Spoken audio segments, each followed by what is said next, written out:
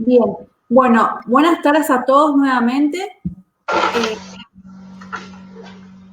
Espero que les haya gustado la charla que recién estuvimos dando con la licenciada Daniela Nadal justamente sobre salud mental, que nos ha esclarecido bastantes temas.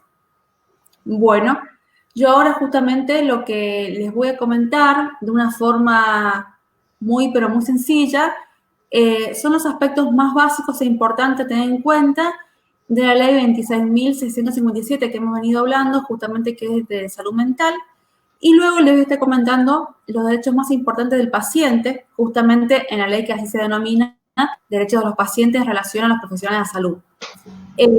Aprovechando justamente que yo soy abogada y Daniela es psicóloga, lo que vamos a hacer es un abordaje interdisciplinario, siempre con un lenguaje muy sencillo y dinámico que les sirva a todos. Bueno, empezando. Considero muy importante compartirles este tema, justamente, de la ley 26.657, que es de derecho a la protección de la salud mental, justamente consagra varios derechos, ¿sí? Yo les voy a comentar algunos de los más importantes, ¿sí? El primero es, bueno, tenemos que saber que esta ley consagra los derechos para todas las personas. Algunos tienen alguna duda y creen que es solamente para las personas con discapacidad, y es para todos, tengamos o no discapacidad, ¿sí? Eso es importante saberlo.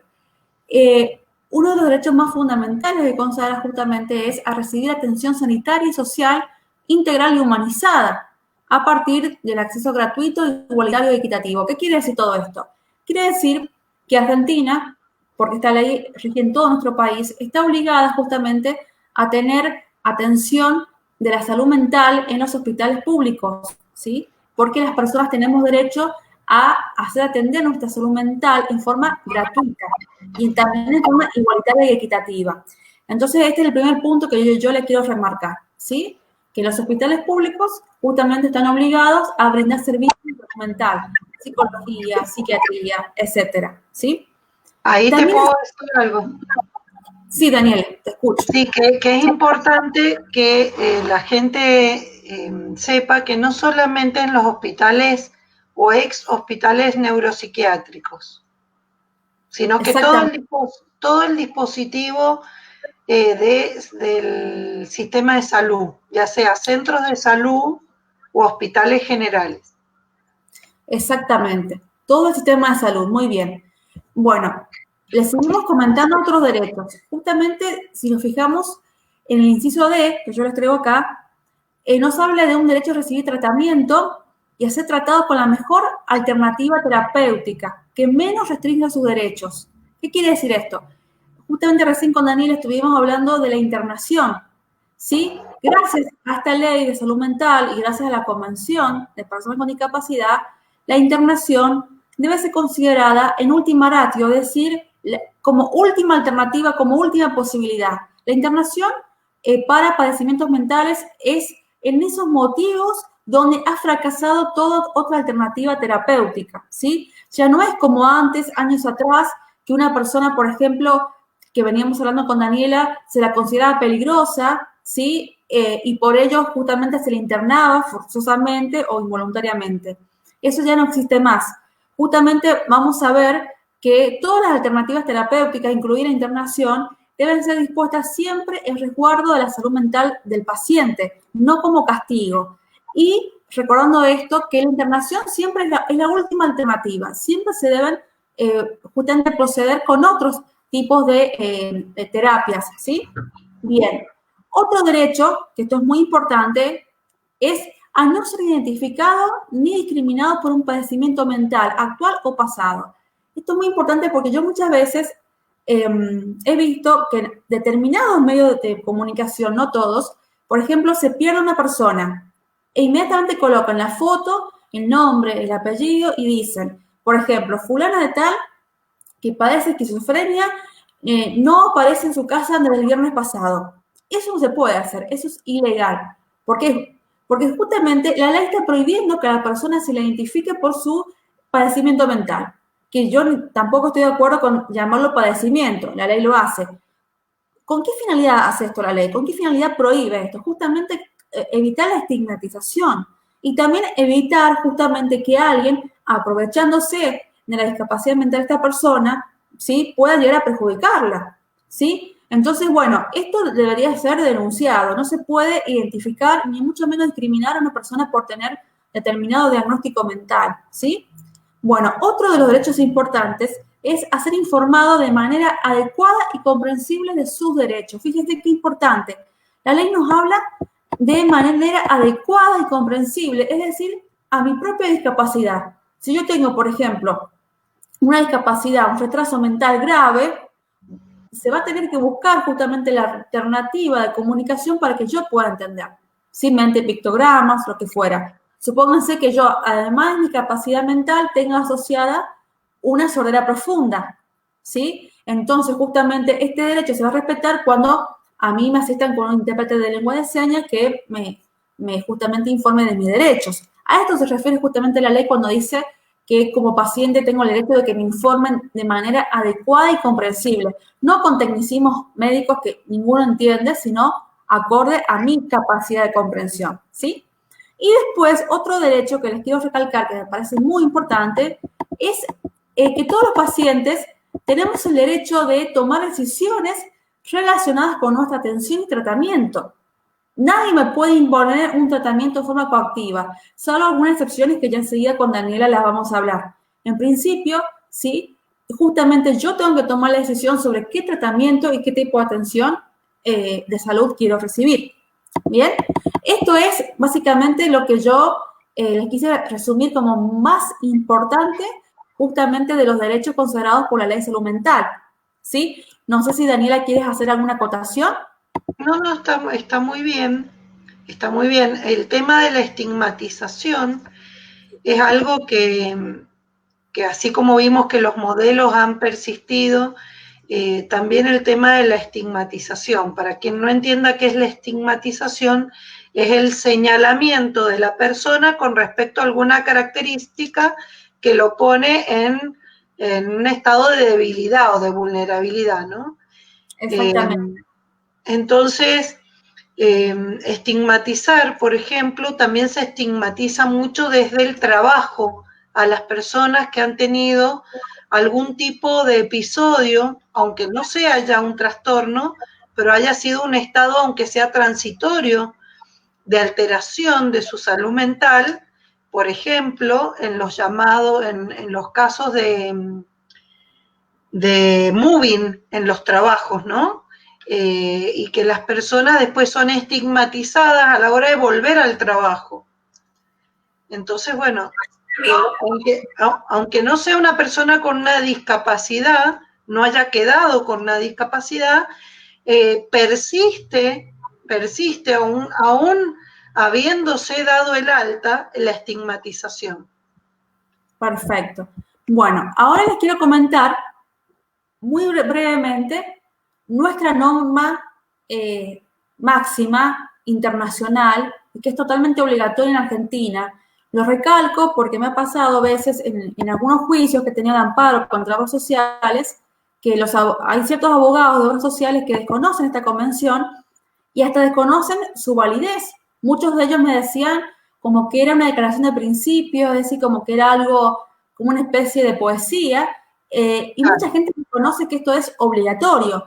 Es una norma internacional que ha sido ratificada por Argentina y por ende es totalmente obligatoria en Argentina y se entiende como norma máxima. Es decir, esto es tan importante para que ustedes sepan que toda ley nacional o provincial que diga algo contrario a esta convención se entiende derogada, porque esta convención es la norma máxima y a ella deben adecuarse toda la legislación que tenemos en Argentina.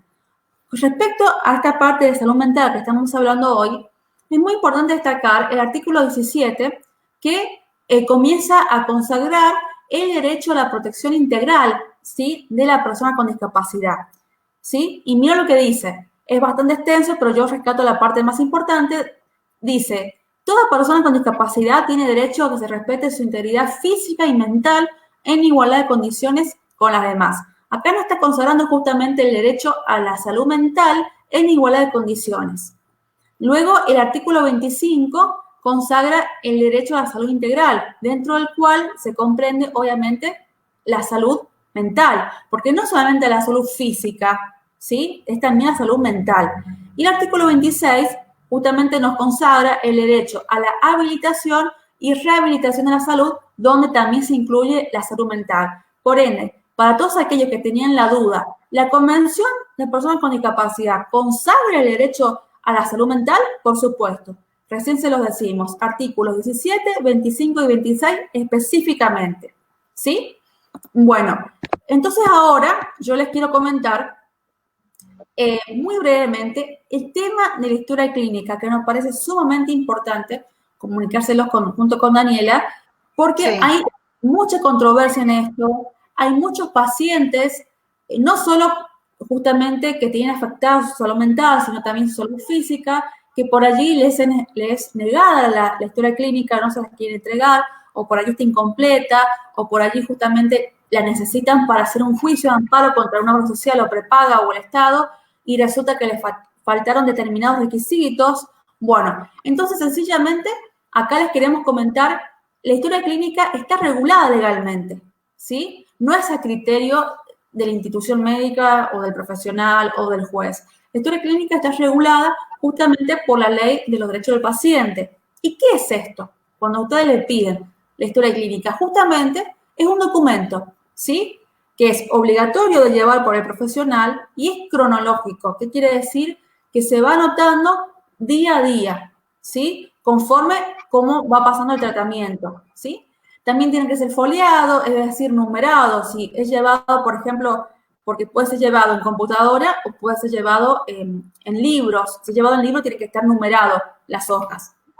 Y también tiene que ser completa, ¿sí? Y en este documento tiene que constar toda actuación que se le haya realizado al paciente, ya sea por profesionales o por auxiliares de la salud. Ahora bien, es muy importante, ¿quién es el dueño o el titular de la historia clínica? Es decir, ¿quién puede reclamar su entrega? El paciente. El paciente es el titular de la historia clínica, la historia clínica es suya, ¿sí? Nadie se la puede retener, y por ello es que la ley nos dice que la puede requerir por cualquier medio, ¿sí? Y le debes entregar una copia, y la propia ley nos trae un plazo, en un máximo de 48 horas. Salvo, obviamente, que haya habido un caso de fuerza mayor y requiera más tiempo. Pero si no hay caso de fuerza mayor, en 48 horas como máximo se le debe entregar. Y es muy importante que la ley nos dice que el paciente la puede requerir por cualquier medio. Es decir, no hace falta que contrate un abogado o que mande una carta de documento. No, hasta por teléfono. Él puede llamar a la clínica y decir, miren, quiero mi historia clínica. O ir a buscarla y decirle verbalmente. No hace falta formalidades, ¿me entienden? Para requerirla. Ahora bien, ¿qué datos debe contener? Esto también está regulado por la ley.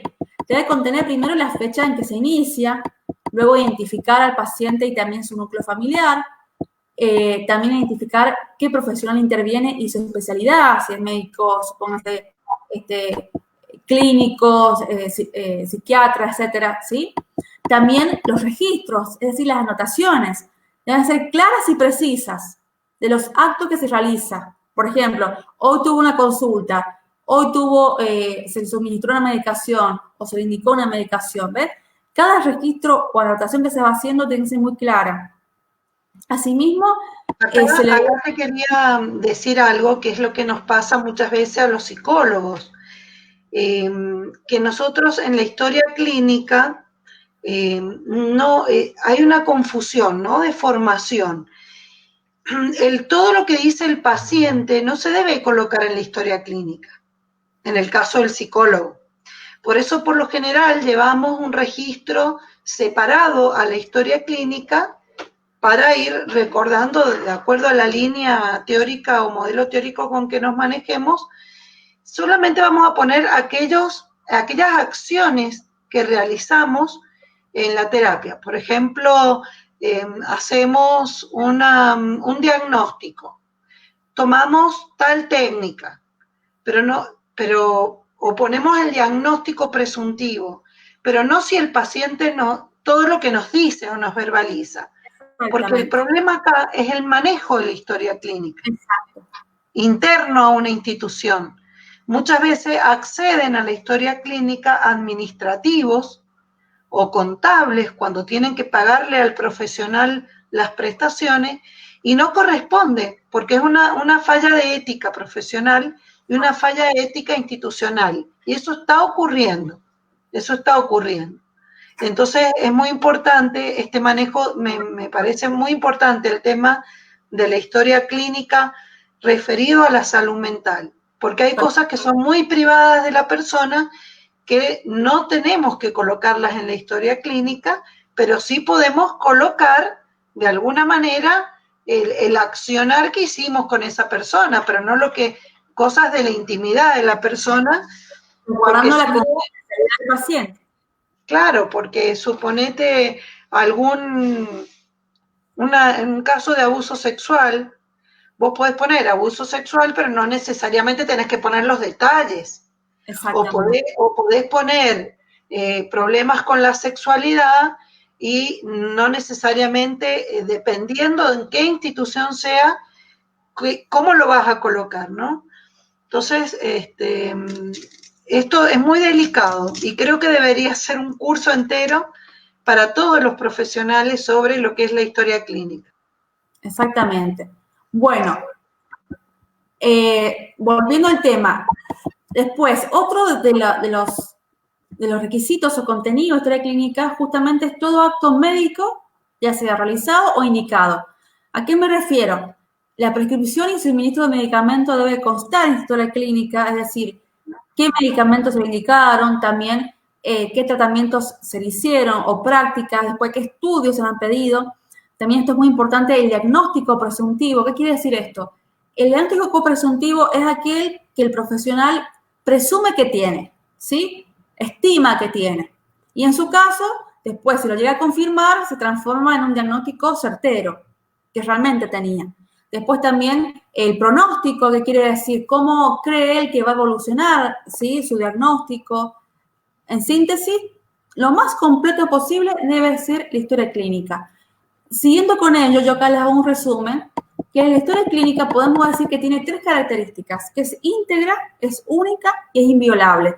Íntegra justamente porque se vuelca todo lo concerniente al paciente, incluso el consentimiento informado, que ya enseguida vamos a hablar bien de este tema. Cuando el paciente presta ese consentimiento informado, debe constar en la historia clínica que lo prestó. ¿Por qué es única? Porque en cada establecimiento o en cada consultorio solamente puede haber una historia clínica por paciente. No es que yo vaya, por ejemplo, supónganse a una clínica donde me operé y van a haber 3 historias clínicas mías. Tiene que haber una sola justamente para poder facilitar su búsqueda. Y por último, es importante saber que es inviolable, justamente lo que nos decía Daniela. Los profesionales de la salud y también los establecimientos tienen a cargo su custodia y el deber de confidencialidad. La propia ley marca un plazo mínimo justamente de custodia, por lo menos 10 años deben tenerla. Ya después de los 10 años le pueden comunicar al paciente que si no la va a necesitar la pueden destruir, pero mínimo 10 años. Ahora bien, ¿quiénes pueden pedirla? Porque muchas veces pasa justamente que el paciente se debe tratar su salud de forma urgente o recurrir a una intervención quirúrgica o recurrir a un juicio contra el obra social. Entonces, ¿quiénes pueden pedirla? Bueno, obviamente el paciente. Si está incapacitado, su representante, su representante legal. O también, si es menor de edad, igual. Si llega a estar casado, su cónyuge, siempre que conviva. Es decir, que si está separado, no corresponde. O si no está casado y conviven justamente en una unión de hecho, también. Y asimismo los herederos forzosos. ¿Quiénes son los herederos forzosos? Bueno, los hijos, ¿sí? Y el cónyuge que estuviera casado. Y los papás. Y después también los médicos, que esto es muy importante, y otros profesionales del arte del curar cuando cuenten con la expresa autorización del paciente. ¿A qué me refiero? Justamente este caso, un paciente que se debe operar con urgencia, entonces le puede justamente autorizar a este médico que lo va a operar a que le requiera a su médico de cabecera la historia clínica, ¿sí? No sé, Daniela, si quieres aportar algo o pasamos al otro tema. Está muy bien, está todo bien. Bueno, como recién decíamos con Daniela, mientras coloco la otra diapositiva, es extremadamente importante justamente que nosotros conozcamos estos derechos para poderlos difundir, para que no se sigan vulnerando. Porque yo, por ejemplo, muchas veces han venido clientes en mi estudio y se han tenido que justamente hacer intervenciones quirúrgicas de urgencia y se han encontrado con algunos profesionales que no les han querido brindar historia clínica, ¿sí? Entonces, bueno, Sí. entonces sepan justamente estos derechos que ustedes cuentan, ¿no? Y recientemente tuve un caso familiar que estaba mi primo internado en terapia intensiva con COVID y mi prima, la esposa, solicitaba la historia clínica y no se la querían dar en el hospital. Claro. Era para hacer una interconsulta, ¿no? Claro. Tuvimos que recurrir a un abogado, justamente. Claro, esto es lo que suele pasar. Bueno, ahora yo les voy a contar muy, muy brevemente esta ley que me interesa mucho y que la consideramos que va totalmente de la mano con la ley de salud mental, que es la ley de los derechos del paciente, que es la ley número 26.529, que rige en toda Argentina y está vigente desde el 2009. ¿Sí? Ya tiene 11 años de vigencia. Yo acá justamente les voy a recalcar, lo considero extremadamente importante porque es bastante larga, para no aburrirlos. Justamente yo acá les voy a colocar los derechos más importantes del paciente. Primero, en esto es muy parecido a la ley de salud mental, nos habla el derecho a ser asistido en su salud, sin discriminación alguna, ¿sí? También a ser tratado con dignidad y respetando sus convicciones, tanto el propio paciente como sus acompañantes y familiares. ¿A qué me refiero, por ejemplo, respetar sus convicciones? Es el caso muy recurrente de personas que profesan determinado culto como testigos de Jehová que no aceptan transfusiones de sangre. Entonces, esto se debe respetar. Si el paciente no quiere recibir transfusiones basadas en sus convicciones religiosas, se le tiene que respetar, ¿sí?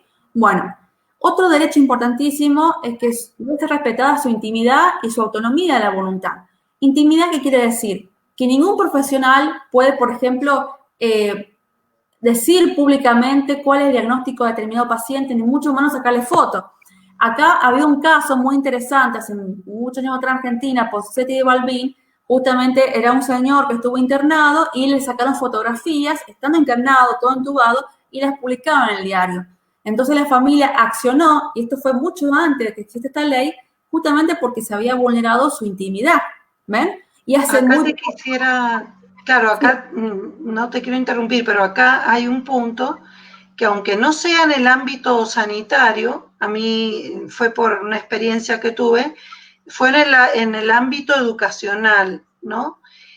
Donde la dirección de la escuela me pedía un informe con diagnóstico de los chicos que yo veía en el equipo de orientación, a lo cual me negué rotundamente porque esta persona de la dirección no es un profesional de la salud y justamente todavía no salía esta ley, ¿no? De derechos del paciente, pero no consideraba ético que justamente el personal administrativo, como un director de una escuela, maneje la problemática que tiene el alumno. Bueno, eso me trajo muchos problemas en la institución. Poder mantener una ética profesional a veces te trae ciertos problemas en las instituciones, ¿no? Igualmente, hay instituciones que personal administrativo tiene acceso a las historias clínicas y a los diagnósticos y a qué medicamentos toma esa persona. También me trajo problemas en mi trabajo oponerme a esa situación. O sea, creo que esto da para trabajar muchísimo, muchísimo, muchísimo, porque podemos hacer una proclamación de derechos estupenda, pero en la práctica hay una violación permanente de los derechos del paciente. Justamente, Daniela, es interesantísimo tu punto porque a raíz de esto, a raíz de la ley de salud mental, que justamente el proyecto fue presentado por un psicólogo, que en su momento era diputado nacional por Tierra del Fuego, si mal no recuerdo, a raíz de que él presenta el proyecto, justamente, invitan a varias ONG para poder dar su dictamen, su opinión sobre el proyecto. También intervino la OMS, ¿sí?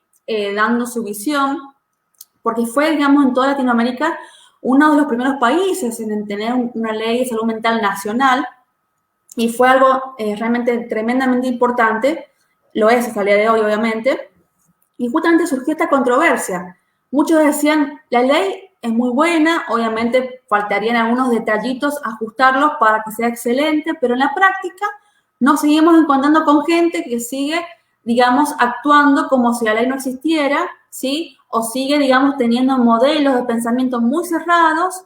Entonces, como que la ley pasa a ser una declaración de principio, como decías vos, todo espectacular, bien lindo, pero en la práctica no se cumple, ¿sí?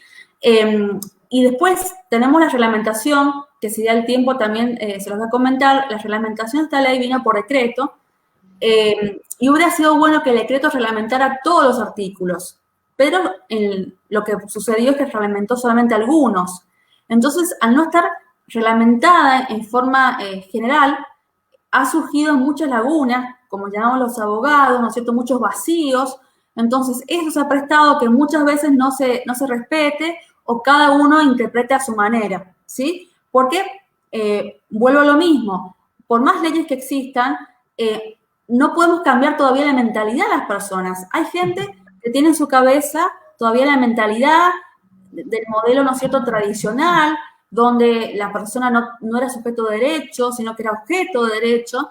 Entonces, es un largo camino. Y en estas charlas, obviamente, lo que estamos haciendo es dar nuestro punto de vista sobre la legislación. Obviamente hay otras personas que pueden tener el suyo propio, por supuesto, y queremos dar una introducción, porque el tema da para hablar miles de horas, ¿sí? Y la diferencia de opiniones, hay gente que opina de forma totalmente diferente en estos puntos, y todos son respetados, obviamente. Bueno, yo quiero seguir con esto.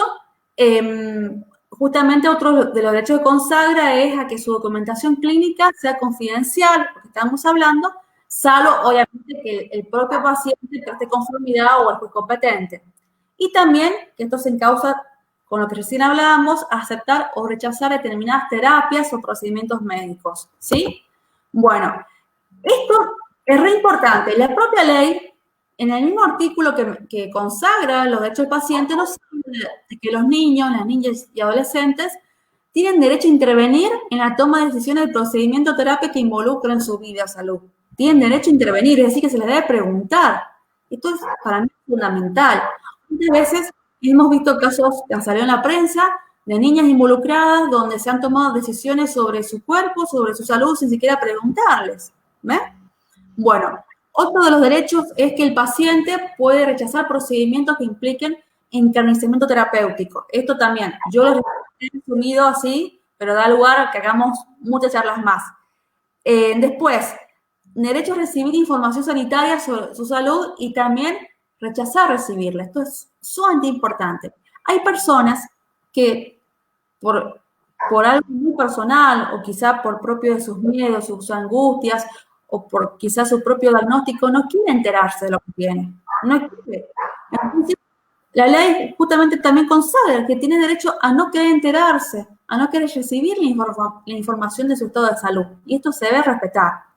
Y esto acá justamente habla de lo que nos contabas recién, Daniela, de que pasó con tu primo, que las personas tenemos derecho a recibir nuestra información sanitaria, es decir, información sobre nuestra salud, por escrito, para poder hacer una consulta con otro profesional. Es lo que se llama interconsulta. Acá está totalmente previsto en la ley, que esto es nuestro derecho, de que el profesional de salud nos dé la información por escrito para que si queremos pidamos una segunda opinión, como se dice en la jerga. Bueno, ¿qué es lo que es la información sanitaria? Información sanitaria justamente es el informe sobre el estado de salud de la persona, del paciente, que va a incluir los estudios hechos, los tratamientos realizados, asimismo la posible evolución del mismo y los riesgos y secuelas que puede llegar a tener. Y solamente se puede brindar al paciente o a quien el paciente autorice. ¿Qué pasa, por ejemplo, si el paciente tiene imposibilidad de comprender la información? Bueno, se le va a dar justamente a su representante legal. ¿A qué me refiero? Si es menor de edad, a sus padres o tutores. Y si es una persona con una incapacidad declarada, bueno, a su curador. O también al cónyuge conviviente, acá la ley lo vuelve a marcar. El cónyuge tiene que estar conviviendo, si se han separado o no. O también a quien no tenga cargo o familiares hasta el 4º grado de consanguinidad. Bien, acá perfecto, vamos a hablar entre las dos porque es un tema que estuvimos hablando fuera del aire, nos interesó muchísimo, el consentimiento informado, ¿sí?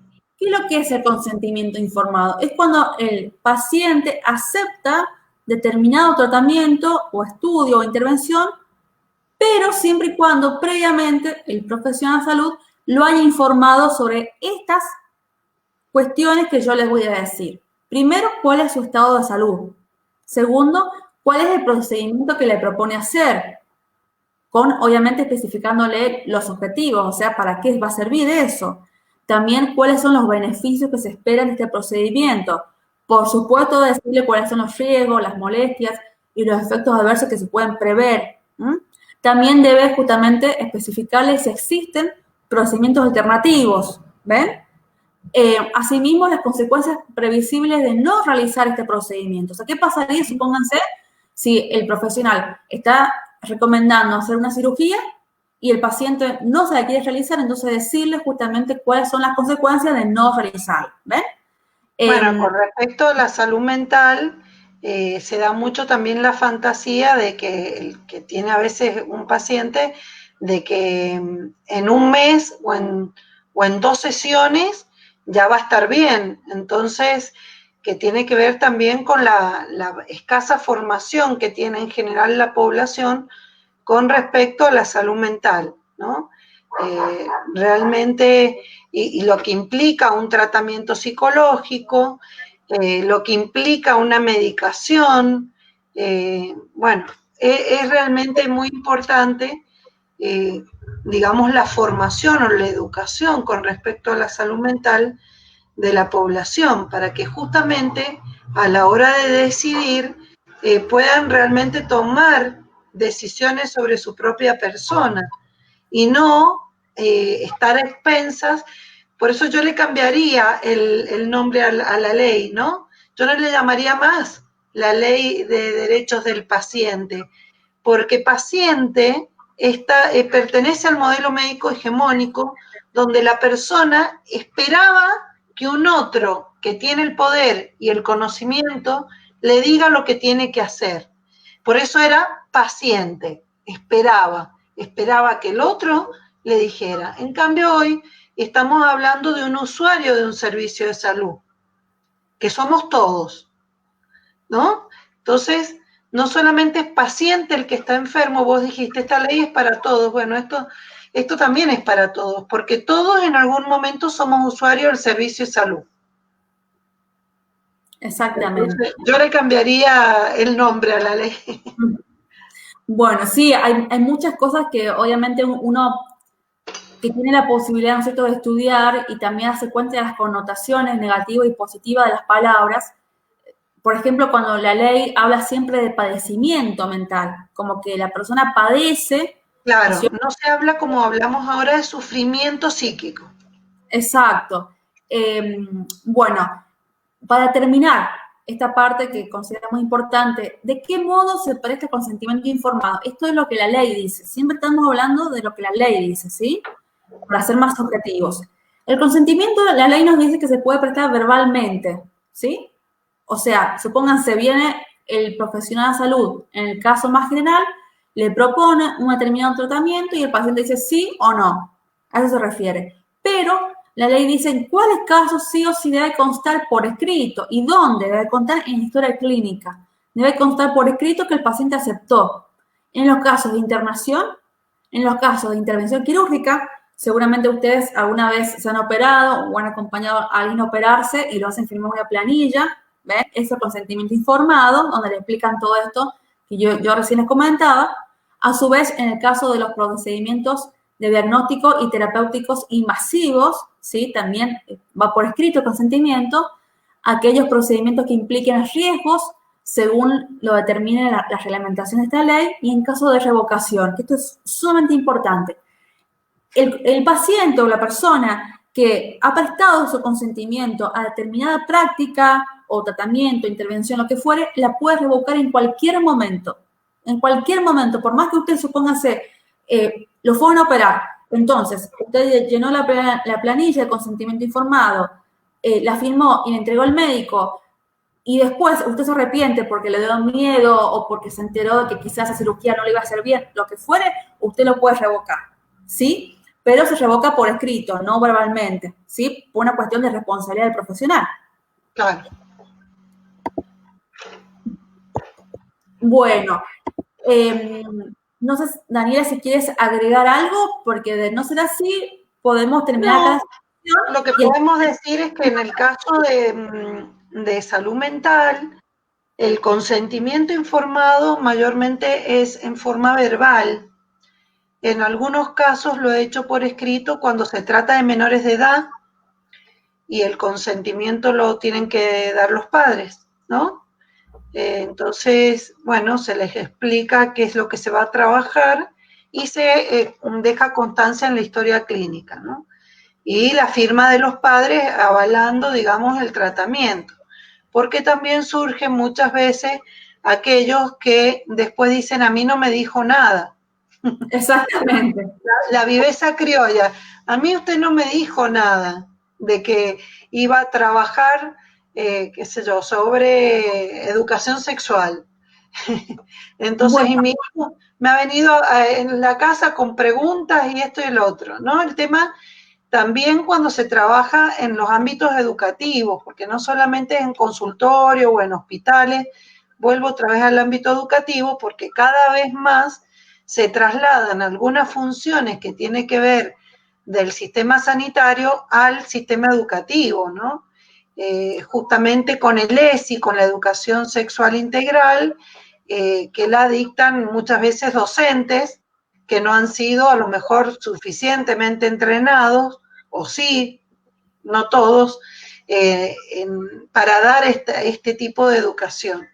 Entonces, hay veces que no se pide el consentimiento informado a los padres y trae algunos problemas importantes. Eso nada más quería agregar, que cuando hablamos de salud mental, no estamos hablando en el ámbito del consultorio privado o en el ámbito del hospital psiquiátrico. Cuando hablamos de salud mental, hablamos en todos los ámbitos de la persona donde se desarrolle, desde que nace, antes de que nazca, desde el vientre de la madre, en la parte perinatal, en la educación, en los ámbitos laborales, en el ámbito penitenciario, en el ámbito, en todo, o sea, es algo que nos atraviesa, es horizontal la relación. Entonces no es... Tenemos que hablar siempre abiertamente de salud mental y por ahí cuando la perdemos, ¿no es cierto? O cuando tenemos riesgo de perderla por estrés, por depresión, y desmitificar, porque justamente, suponte, yo veo, por ejemplo, personas que se quieren una pierna, ¿sí? El que se quiere una pierna va al traumatólogo, pero muchas veces la persona que tiene depresión, angustia o tiene TOC, le da vergüenza contarlo, ¿no es cierto? Le da vergüenza que ir a un psicólogo o un psiquiatra, le da vergüenza que alguien se entere, y no es nada malo.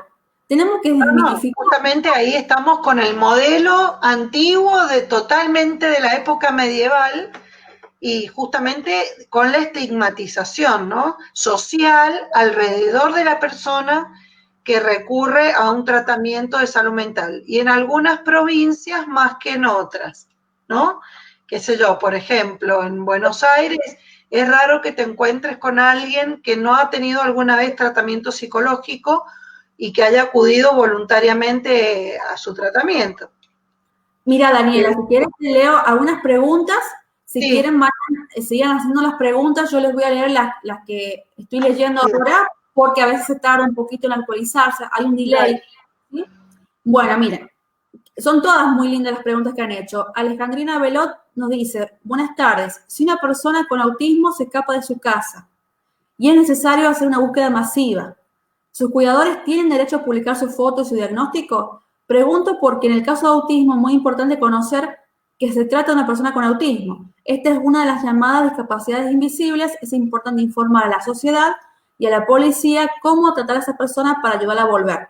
Sí, Alejandrina, el tema es cuando yo expliqué los derechos de la ley de salud mental, es tu derecho. En tu caso, digamos, si vos sos familiar, es el derecho, ¿no es cierto?, de esta persona con autismo a que no sea tratada su imagen, ¿me entiendes? Su imagen sin su consentimiento o sin consentimiento de los familiares. Esto es, digamos, para que no se preste estigmatizaciones, burlas y muchas cosas, porque justamente con lo que hablamos con Daniela, la ley es de avanzada, pero lamentablemente la sociedad no. La sociedad está compuesta por personas que aún siguen pensando que la discapacidad es algo malo o peligroso. Entonces, esto es un derecho de la persona, ¿sí? No es, digamos, una prohibición. Es una prohibición para el tercero que lo hace sin consentimiento. Sobre vos, claro. Exacto. Por ejemplo, si yo tengo un hijo con autismo y mi hijo con autismo se pierde, yo perfectamente, si quiero, puedo portar su foto para que lo encuentren. ¿Qué es lo que no se puede hacer? Que venga un tercero sin preguntarme a mí, que soy la madre, y la publique. ¿Sí? Sí, o publique, diga el autista fulano, ¿sí? O sea, que recurra a la estigmatización, ¿no? Eso no. Justamente lo importante es el consentimiento de la persona o de los tutores a cargo. Exacto. Entonces, suponte que yo no quiero que salga publicada la foto de mi hijo con autismo que se perdió, entonces nadie puede venir a publicarla, ¿sí? Sí. Bien. Después, Carolina Furias escribe secreto profesional. No sé a qué te refieres, Carolina. Si quieres que hablemos del tema, ¿será eso? La conozco a Carolina porque es alumna de la facultad y está haciendo una tesis en discapacidad. Perfecto. Entonces, el secreto profesional es algo que está en el código de ética del psicólogo, ¿no? Y bueno, sí, tiene que ver el secreto profesional con el manejo de la información en la historia clínica. Sí, tiene que ver con eso. A eso me refería yo, que no podemos poner absolutamente todo lo que el paciente dice en la historia clínica, que tenemos que tener algún cierto entrenamiento los psicólogos de qué se coloca en la historia clínica y qué no, ¿no? Entonces, por eso decía que sería muy importante poder dar un curso sobre el manejo de historia clínica. Es muy parecido a la obligación que tenemos los abogados de secreto profesional, que nosotros no podemos, digamos, aprovecharnos de ninguna información dada por el cliente, ni siquiera, por ejemplo, darlo a modo de ejemplo en una clase, en una conferencia, nada. No podemos aprovechar nada, ni el caso, claro, ni el nombre, nada, ¿sí? Y claro, eso, digamos, sí, es algo que se va también adquiriendo con la práctica. Seguramente te pasará a vos, Daniela, que tenemos tan arraigado el secreto profesional que nos hemos vuelto hasta personas herméticas y por ahí directamente no contamos nada de nada. Bueno, otra pregunta. Mario Vadillo dice, muchas familias con hijos con autismo están teniendo dificultades al no poder ir a los centros educativos terapéuticos. No están pudiendo ir a los centros educativos terapéuticos porque están cerrados. Claro. O porque no los están recibiendo. Tiene que ser más específico, Mario. Si nos puedes especificar. No importa, pero bueno, vamos a ver la alternativa. No todos los centros educativos terapéuticos atienden niños. Tienen también límites de edades, ¿sí? Hay centros educativos terapéuticos que trabajan con niños y hay otros que trabajan a lo mejor de 16 años en adelante. Depende cuál sea el objetivo de ese centro educativo terapéutico. Así todo, hay centros educativos terapéuticos que no están capacitados y no está dentro de sus objetivos atender personas con autismo, ¿sí? Yo prefiero que me digan que no lo voy a recibir antes que me lo reciban y que estén ahí sin ser atendidos como corresponden, ¿sí? Con personal capacitado. Creo que acá ha dado un punto muy en el clavo, digamos, Mario, que tiene que ver con que el Estado no se ha hecho responsable de crear instituciones de discapacidad para el tratamiento, ni centros educativos terapéuticos estatales, ni centros de día estatales, ni hogares, nada, no, o sea, todo es por prestación y convenios con instituciones que son asociaciones que se hicieron alguna vez con esta idea de la caridad, fundaciones, empresas, pero si ustedes se ponen a ver en las obras sociales, prácticamente son todos convenios, no tienen prestaciones propias en discapacidad. Entonces ahí se presenta un grave problema, porque puede ser que en una comunidad haya muchas instituciones que son centro de día y que atienden un determinado tipo de discapacidad de población y que carezcan, por ejemplo, de instituciones que atiendan atención temprana.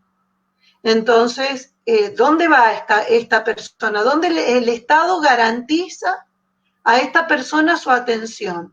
El Estado hasta ahora no se ha hecho responsable de crear, así como crea centros de salud o como crea hospitales generales o escuelas, no se ha hecho responsable de crear instituciones para la atención de la discapacidad, ¿no? Por ejemplo, en Mendoza sí tenemos un solo centro de rehabilitación estatal física, de rehabilitación física en el Hospital de Encinas, por ejemplo. De atención temprana tiene OSEP, pero no hay otros centros de atención. Entonces, sí o sí, la persona que no tiene obra social se ve muy limitada en su recuperación o en su tratamiento. Perfecto, Daniela. Ahí te contestó Carolina Furiase. Eso, Dani. O sea que era esa la pregunta de ella. Acá Erika nos trae una frase muy linda que dice: un reconocido desorden mental no quiere decir que la persona haya perdido su salud mental por completo. Nos trae una frase de Víctor Frank que dice: en cada persona hay una chispa de humanidad intacta. Perfecto. Sí, eso recién estabas hablando vos cuando dijiste perdió la salud mental. Nadie pierde la salud mental. Por eso yo hablaba de factores de riesgo y factores protectores. Siempre van a haber algunos factores protectores que podemos reforzar, y yo siempre, por lo menos a nivel de trabajo, parto de lo positivo, no desde el diagnóstico o desde el riesgo o la pérdida en salud mental, sino de que qué me queda para trabajar. Partimos desde lo positivo, ¿no? Y desde ahí se van logrando cosas.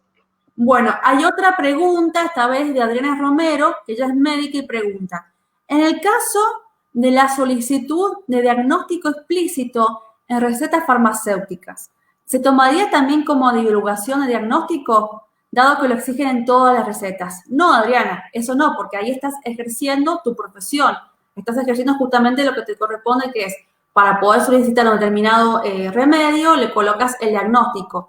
¿A qué se refiere la ley cuando habla de la prohibición de divulgación? Cuando vos lo divulgas fuera de tu competencia. Por ejemplo, que vayas a un programa de televisión y empiezas a comentar que tienes un paciente que se llama fulano de tal y tiene tal diagnóstico. A eso se refiere, ¿sí? A menos que sea un trabajo de investigación, que sea un estudio de caso para el cual también habrás pedido el consentimiento informado al paciente, el cual vos no das datos que se lo pueda relacionar con ese caso, ¿no? Porque justamente la psicología tiene mucha bibliografía y mucho trabajo de investigación a partir de los casos, y los médicos también. Entonces, bueno, todo lo que es el tema de epidemiología y si no tomamos los datos que tenemos y los investigamos, muy poco se puede avanzar también como ciencia, ¿no? Bueno, acá estoy viendo otras preguntas porque se tarda, estamos utilizando otro programa para poder transmitir las dos a la vez por Facebook, hay un poquito de delay. Bueno, habrá otras preguntas. Otra pregunta de Alejandrina Belot dice: si no entendí mal, al principio se habló del derecho a tener cobertura de los tratamientos. Se habló de modelos. No se mencionó el modelo integrador que plantea los problemas médicos concomitantes al diagnóstico terapéutico de competencia del médico pediatra en la niñez y adolescencia temprana o del médico general en la juventud y adultez. ¿Este tratamiento también debería tener cobertura? Y yo creo que tiene que tener cobertura todo tratamiento que el paciente necesite. No en función del modelo, sino en función del usuario de ese modelo, ¿no? Y no entiendo muy bien a qué se refiere con lo de integrador en este caso. Bueno, ahí Alejandrina sigue conectada, si puedes contestar esa pregunta, si te seguimos contestando. Bueno, otra pregunta, Carolina Furiase. Es una pregunta muy buena que surgió hace unos meses atrás. Yo estaba haciendo un curso justamente y surgió este tema que me preguntes, Carolina. Ella dice, el certificado de discapacidad, más allá que tiene beneficios, ¿puede generar estigmatización? Esta es una pregunta muy buena. Yo te respondo como abogada y enseguida Daniela te responde como psicóloga. En mi concepción, vos fíjate lo bueno que es la interdisciplina, lo que cada profesional ve desde su punto de vista. En mi profesión, yo te puedo contestar que desde la abogacía, el carnet de discapacidad o el certificado de discapacidad es algo totalmente positivo porque justamente contiene todo, o sea, contiene el acceso a todos los beneficios. ¿A qué me refiero? Transporte gratuito, remedios al 100%, derechos, por ejemplo, de obtener una vivienda del IPB, ¿me entiendes? En forma prioritaria, derechos justamente, ves que está la Ley Nacional de Colas o Anticolas, derecho de no hacer fila en un banco, vos vas con el carnet, te atienden inmediatamente, por ejemplo. En mi concepción es un ramillete de beneficios, ¿sí? Pero es importantísimo la visión, como vos decís, que puede por determinadas personas sentirse como estigmatizante. Entonces, qué buena la opinión que nos puede dar Daniela como psicóloga. Claro, bueno, yo creo que esto ha ido cambiando con el tiempo, sobre todo desde que se empezó a certificar a partir del año 2005, más o menos, que empezamos los primeros certificadores. Yo estuve en el primer grupo capacitado por el Servicio Nacional de Rehabilitación para hacer evaluaciones de discapacidad, donde justamente cambió toda la clasificación a partir de la CIF, ¿sí? Del Clasificador Internacional de Funcionalidad y Salud, donde justamente ya también se dejó de hablar de persona discapacitada, sino de persona con discapacidad. Todas estas modificaciones que partieron a partir de que la Argentina adhirió a la Convención Internacional de Derechos de las Personas con Discapacidad, que dentro de eso estuvo la certificación a través de lo que llamamos CUT, que es el Certificado Único de Discapacidad, el cual, como decís vos, Belén, tiene justamente, es la carta que tiene la persona con discapacidad para hacer valer muchos de sus derechos. No todos a lo mejor, pero muchos. Y ¿por qué no es estigmatizante? Porque no es obligación presentarlo. Lo presenta la persona con discapacidad cuando quiere hacer uso de alguno de esos derechos. No es publicado en ningún lado. No hay forma de que si vos no lo presentás, se sepa que vos tenés esa discapacidad. Y acordate que el certificado único de discapacidad tiene toda la clasificación codificada para que no cualquiera pueda entender cuáles son las limitaciones que tiene esa persona o cuál es la situación general de esa persona. Solamente lo leemos aquellos que justamente manejamos los servicios para la discapacidad. Ahora, con respecto a lo social y cultural, volvemos a lo mismo. Hay mucha gente todavía que piensa que tener una discapacidad es vergonzoso o es un castigo. Volvemos a ese pensamiento y obviamente que para esa persona ella se siente discriminada o estigmatizada si tiene un certificado de discapacidad. O sea que esto es algo en ese sentido personal, pero que ha ido cambiando a medida que vamos acentuando este modelo y la persona va retroalimentando con el funcionamiento de los servicios que no se lo discrimina a partir del certificado. Entonces creo que es algo que se ha ido modificando, ¿no? Del 2005 a ahora ha cambiado muchísimo. Perfecto. Y acá justamente lo que vos nos comentabas recién, Daniela, de justamente cómo cuesta a veces con las historias clínicas en las instituciones. Erika, que es personal de salud, nos hace un comentario muy parecido a lo que nos contaste hace un ratito. Ella dice, la historia clínica en instituciones de salud son compartidas en carpetas en la red de la institución, donde si tenés el perfil podés verla, seas o no profesional tratante o de la interconsulta. Eso es ilegal y lo manejan. Lo manejan, no voy a dar nombres, pero yo que he trabajado en algunas instituciones de salud, hay personas, por ejemplo, en la parte legal o administrativa, que pueden tener acceso a saber qué medicamentos toman, qué diagnóstico tiene, si estuvo internado en un hospital psiquiátrico, si estuvo todo, ¿no? Realmente, si tiene adicciones, si tiene HIV, es realmente, hay muchos organismos públicos que están funcionando de esta manera ilegal. Exacto. Bueno, si nadie más tiene una duda, cortamos acá, ya hemos respondido todas las preguntas que nos han hecho. Bueno. Igualmente, como este video va a quedar grabado en Facebook, cuando terminemos la transmisión, calculen más o menos 1 o 2 horas que Facebook justamente lo guarde y lo publique de nuevo en nuestros perfiles. Pueden escribir las dudas que surjan, ¿sí? Y en lo posible, si podemos contestarlas, lo hacemos, ¿sí? Bueno. Me encantó compartir esta tarde contigo. La verdad que es muy lindo. Para muchos que se preguntan, Nadal, no somos familiares, o por lo menos creemos que no somos familiares, pero nos hemos hecho amigas a partir de su hermano, ¿no? Que también, bueno. Estamos lo mismo, una desde el derecho y la otra de la psicología, y ahí me encanta trabajar en forma interdisciplinaria, porque es la forma en que se debe trabajar la discapacidad.